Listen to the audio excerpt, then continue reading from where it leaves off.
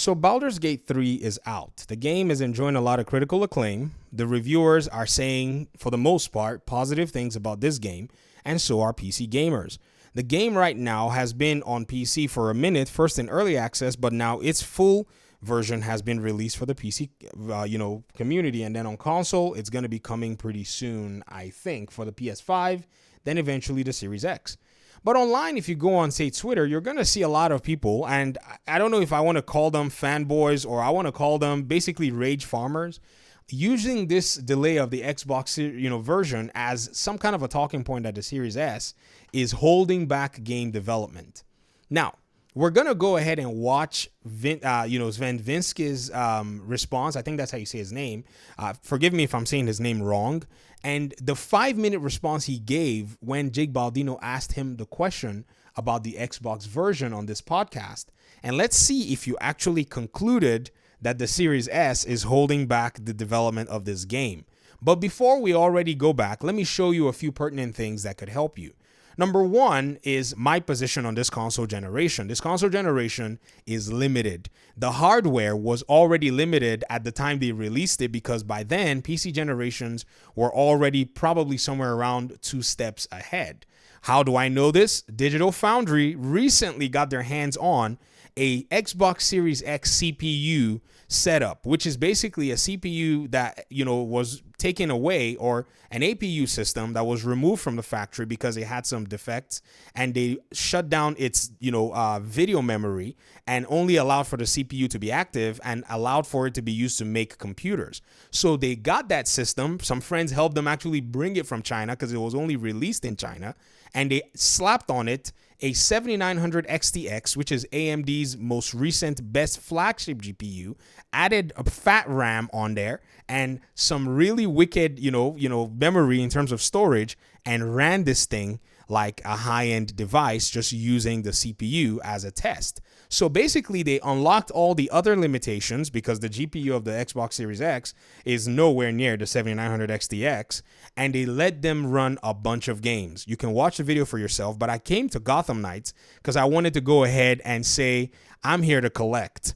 After they ran the analysis on Gotham Knights, if you notice, Richard Ledbetter himself finally concluded that the best thing that they could do was just lock Gotham Knights to 30 FPS because the game and the way it was designed, the level of detail and all the other stuff, like the developers had said, just would not allow for you to be able to go past the CPU limit, which is the CPU of the Xbox Series X. Now, CPUs that have better capability, the ones that are on PC, are able to run this game at 60 FPS or more. And when you add the fact that this game has multiplayer, you just need a whole different video game to run this game at 60 FPS on console in a stable way. Because even when they gave this Series X CPU a big, massive GPU, the best it could do was somewhere around the 50-something FPS, and that's even in single player. When you drop untethered multiplayer co-op in here, you know that that's going to also tank performance even more. So those of you who called me crazy, I hope that you're willing to come back and say that, maybe you were somewhat, misunderstood about the capability of these consoles. I'm waiting for your apology because I'm not letting y'all go scot-free. I'm here to collect, and I'm going to make a separate video on this. So that's a whole different topic. But again, another thing to look at is Jedi Survivor. The game is coming to the PS4 and the Xbox One. So these limitations are only limitations based on what the developers are willing to stretch themselves to do. If you notice that this was something that was shocking to a lot of people, they were like, are you serious? Because if you think about it, ladies and gentlemen, the foundation of this game is a foundation of a game that was published for the PS4 and the Xbox One. Making the Jedi Survivor game is only building upon that. So basically, all they got to do is go back and find ways to squeeze this game into the PS4 and the Xbox One. Hogwarts Legacy is another game that delayed its PS4 and Xbox One ports, but eventually delivered them. They're not the best in terms of performance, but they do get the job done. Now, let's go ahead and watch Sven's response, and then we'll kind of talk about it so that you'll see if it's the Series S or if it's the developers themselves capable of stretching to enable their game to run on whichever machine they want the game to run. All right, Jake, where you at? Let me unmute you. Take it away.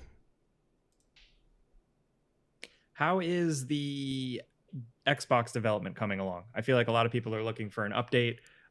Last time we left off, I think it was issues with the Series S and that Xbox was getting involved to help out. So where are things at? So we actually technically haven't announced the Xbox officially. So that's like the weird thing where we are in that. But everybody assumed that we're making it, and I mean, like we are working on it. Okay, so he finally caved here. That's my understanding that they are working on it. Now, they haven't officially announced it, so there's still room for them to say we're skipping it. But he's saying here that, based on the stories going on, they assume that they're working on it. Let's go. So we're making progress. I mean, the game has been heavily optimized since what was in early access. So every single one of those optimizations helps in making it go better. We have split screen and multiplayer. The combination of it is what makes it complicated. Because we don't run on a live service, we run the servers on your machine itself. So that means that you could have 4 consoles that have to work together and simulate where the 4 players are in different locations of the city, for instance, which is very complicated. So those of you that made fun of Gotham Knights, you probably need to go apologize to the devs, because when they told y'all that untethered co-op was going to cause an issue, you made fun of them. So if you're in that boat, it will be good for you to just own up and be the bigger person and maybe, learn from your ignorance is what it was, because look at the developer saying it right here. So I don't know what to say to y'all. Somebody can jump in and split screen. All that needs to be simulated. It takes a lot of memory. So it requires a lot of optimization to get it to work. The problem with optimizations is that you know where you start, you don't know where you went. You just know you get better after every single obstacle that you've defeated. There's a new one, and at some point you're there. And so it just takes us time to get there. Right now, all the focus is obviously on the PC and the PS5 coming out. But we're working. There's a team working on it, and so they're making progress. It is already a lot better than what it was. Aha. How is it a lot better than it was? What have they been doing? They've been working on the game. Optimization, like I've said in many other of my videos, requires for the developers to come and tweak their game in many facets, asset changes, the way they probably are writing their code. I think the most complicated thing about this game is because of the way they have the split screen, multiplayer. The way they'll have to approach a lot of how they've designed the game is probably going to make for some, reworking to compensate and take into consideration the other platforms that are already, available. So, or if you're like the Series S versus Series X, if somebody jumps into a Series S's person's, session, how is that going to run? Is the Series S going to have to maybe unload a bunch of its, assets and work differently to compensate? These are questions that they have to answer in their own labs, and that's exactly what they're doing. That's what I can say. Our hope is that we get it done this year. But I don't want to commit to it because, as I said, optimization comes with this annoying thing that you know where you start, but you don't know where you end. I was reading some of the news stories about the Series S and Xbox development, and you said that you might have to make some compromises. And this is going to sound like a loaded question. I'm just genuinely interested in your opinion on it. With current gen consoles being what they are, in my head they are Series X and PlayStation 5. Do you think Microsoft having this kind of in-between model and then demanding that features be equal across both is kind of holding back development of games, and we're not truly going to get that next gen until Series S is left behind? Before he answers this question, I'm going to chime in. Now, this thought about holding back is funny because remember before we watched this video, I showed you guys that they're going to squeeze this game into the PS4 and the Xbox One. Arguably a game that is much more demanding than its predecessor, which was Jedi Fallen Order. Now, what should that tell you? Because everyone is talking about next gen, and if you notice that my tweet even said that next gen was a marketing construct. It's not really, it's just a marketing set of terms, because at the end of the day, the way they make games is still the way they make games. The way they've made them for the past few years is still how they're going to make them. You learn this stuff if you pick up game development. Anybody who does game development as a hobby, I do game development as a hobby. So I already kind of look and, and listen to developers when they talk about this stuff, because I want to glean knowledge that I can apply in my own projects and in my own little hobbies as to how to go about solving some problems that I have no idea how to. So next gen is only going to be something, a conversation about what features does your game have other than the base game, because the base game is already going to flow like the way they've made other games. It's just what features you're adding that you can say are next gen. So the next gen features are just your ray tracing and all these other new technologies that have been, added lately. But I don't think that it's fair to, basically continue to talk about next gen as if, your hardware or whatever it is, must meet this definition in some sense, because every game is going to be different. Every game, is going to have its own scope and its own targets. So I strongly believe that this question, comes from a part where we as gamers have just been really dialed into the marketing, and we continue to use that term, but it is what it is. Let me just keep playing though. But they're not going to leave Series S behind. But Why would they leave Series S behind? Series S is a marketing, is a strategic product, sorry. Series S was designed because Microsoft knew that in the console fight, they were not going to be able to get to the point of sales with Sony. So they made a cheaper version to welcome people into that, ecosystem. And if they're demanding parity, then they want to make sure that those people don't feel like, they're left behind. So if that means developers have to spend extra time doing the Xbox versions, so be it. I play on PC. So again, I'm just saying this is the reality, the fiscal reality. But let's listen to his comment. I don't want to interrupt him, but I have to just, I have to say this. I'm sorry. They're not going to do that. So that basically means that you know what you're going to be able to do on the Xbox Series. I mean, it defines the machine, which is fine. I think it's an okay proposition to. It is an okay proposition. It defines the machine. It tells you what your budget is. Many of you have heard me talk about your budget. Your budget is your hardware. So you look and say, well, I got a Switch to develop for, and I got to fit it in there. So I go with my target. Hey, he's speaking. I'm understanding his language more because I've been sweating on this game dev thing for a few years now. So it's interesting to hear a developer actually. This is school, guys. This is an education right here. Say, hey, we have two devices. We want compatibility across the devices. I mean, so it's a platform thing. What you have to do then as a developer or publisher is decide, will I be on the platform, yes or no? And their answer was yes, judging by the fact that they've already been making all the adjustments that they need to make to be on the Series S. They understand this. This is business. They look and say, well, we're not going to leave money on the table. We're going to go for the Xbox Series class because we want to make money. It's just the way it is. If they made their own hardware, then they could call the shots, but they don't make the hardware, but they understand that on that hardware is money and they want to go get that bag. So they're going for that Series S. People say it as if it's a thing where they're acting like they're the victims. I think you misunderstand him. I'll give that commentary later. It's like us deciding to come to a Switch or not, right? Do we want to be on the Switch? Okay, we got to make it work on the Switch and make it work well. Otherwise, we can't be on the Switch. And like this, it goes for every single platform. So, bruh. Divinity Original Sin, their other game that they actually made on the Switch. They had to make that decision, and listen to what he says. I don't think that's a choice they made, and they have valid reasons for it. I think the majority of people own a Series S, so it makes sense that if you come to Xbox, that it has to work on the Series S. Otherwise, you're not going to be serving the majority of people, so it'd be kind of silly to drop that. But at the same time, I understand. At the same time, it makes it challenging to develop it.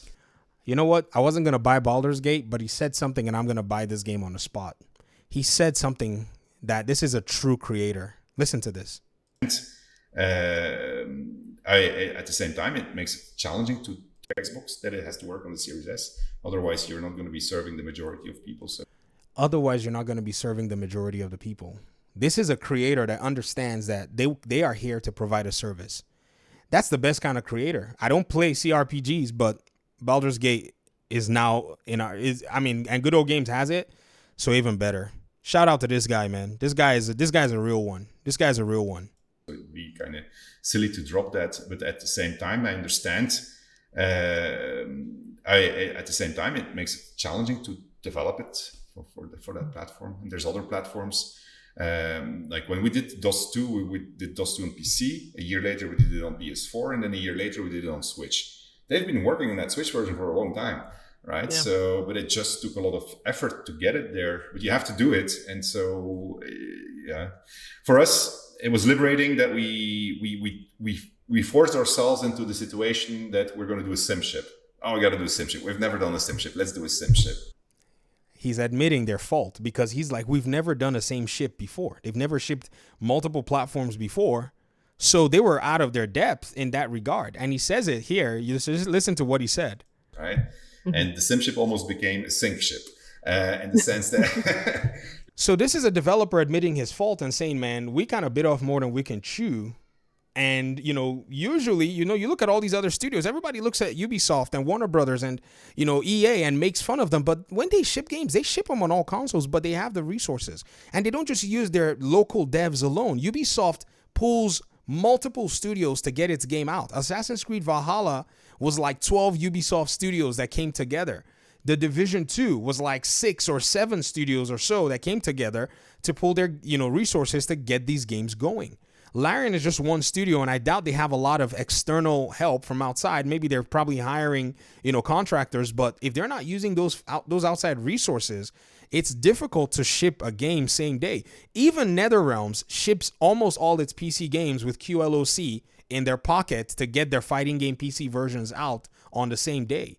So this is something that if you actually pay very close attention to how game development goes and how games are published, what he's saying is not news. It's just there's a lot of talking over everybody because somebody wants to score console points and they miss the crux of the matter. And they can't even argue objectively because it's...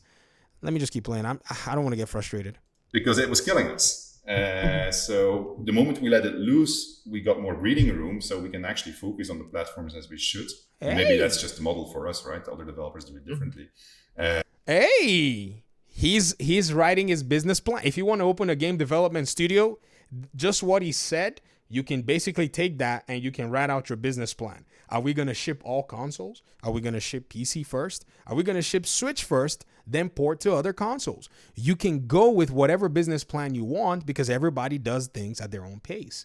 So this is a pacing matter more than a hardware matter. But then when you go online, all you hear is people saying, oh, the Series S kids all recorded. Bruh, this console, generation is already outdated. That's not the point. The point is the developers already know their target limits. It's just what their capacity can take more than anything. This is my opinion, but I'm hearing it. You're hearing it. Let's keep going. Let's finish the 5 minutes so they don't say we cut it short.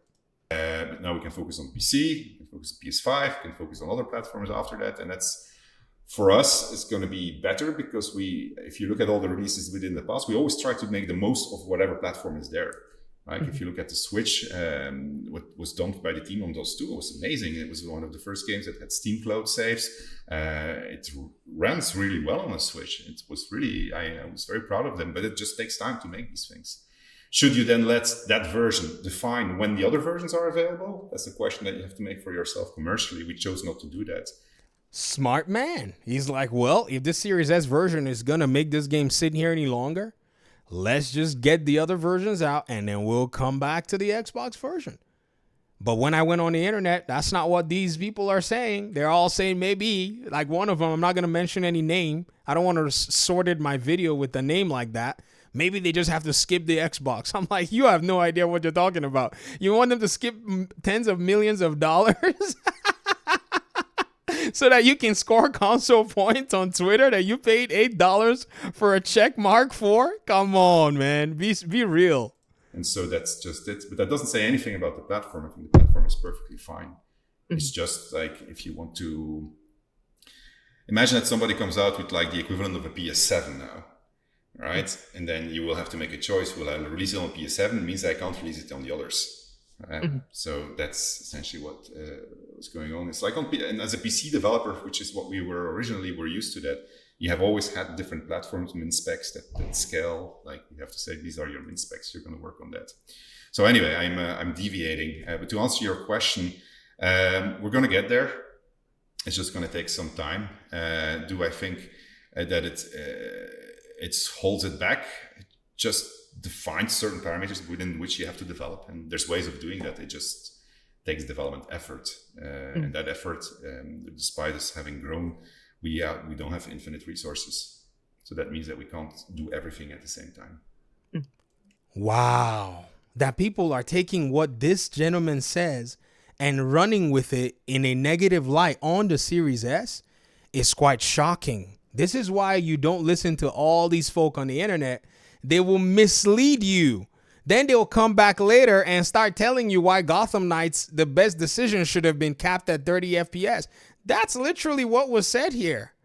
A lot of people that judged and jumped into all kinds of conclusions without sitting to analyze, take their time to go and say, okay, what are the facts? What did this gentleman say in his response?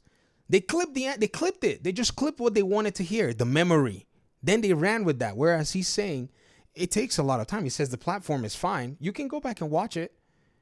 It's all there. But when you go online, you start seeing people talk nonsense. Oh no, the PS5, blah, blah, blah. Shout out to Astro Cyborg. He's been on this creator's dime, just clipping some of the weird things that he says. I can't even play what he just, you know what? In contrast to that, let's listen to what this gentleman says. Second, even though this monologue and video aren't really about this, I can't help but feel bad for any RPG fans on the Xbox ecosystem. Microsoft's decision about the Series S is really coming home to roost with a game of this size. Okay, at this point, all signs point to, I think, split screen will be abandoned on the Xbox system. I think they're going to have to abandon it, right? What sign did Reforge Gaming see from what Sven just said that is pointing to abandoning? What sign did y'all hear in the last 5-minute video that I sat on for 20 minutes breaking down that's leading to the sign that they're going to abandon it? Did you guys listen to the person actually developing the game? I'm not going to play any more of this. This is why I have very little patience for listening to all these folk talk on the internet, because you can just always go back and listen to what the developer said. And if you don't understand what they're saying, if they're being vague, listen again. In 5 minutes and 46 seconds, this gentleman broke everything down, and you know that it's not necessarily because of the console limitations. They understand that the consoles have limitations, like the Switch itself, but they've chosen that they want to at least give it a go. They haven't confirmed that they're going to go ahead and get the Series S version out, or even the Series version out, but they want to give it a go. They understand that there are 20 million of these boxes sitting out there that have been sold. If they can get even 5% of that in sales initially at launch, that's good. And over time, if they can get 10, 15, 20% of that, of whatever the console growth continues to find out, it's even better for them. And if the rumors are even talking about Game Pass, then they know that if Game Pass is going to be something where they're going to have a relationship with Microsoft, they know they need to target that from a business perspective.